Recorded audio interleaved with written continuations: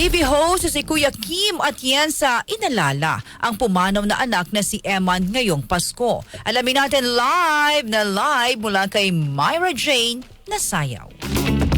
Magandang hapon, Rajaman Jenny, Rajaman Elmar. Senti mode ang TV host na si Kuya Kim Atienza sa pagdiriwang ng Pasko ngayong taon.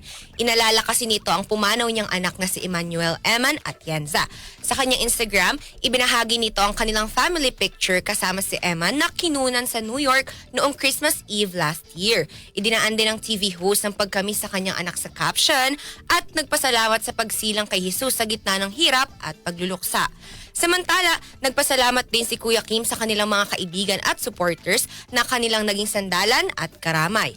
October this year, nang i-anunsyo ng pamilya Atienza ang biglaang pagpanaw ni Eman sa edad na 19 years old. Yan ang ating showbiz chika, mga kasama ngayong araw ng Pasko. Ako si Rajaman Myra Jane Sayaw, Tatak Armen.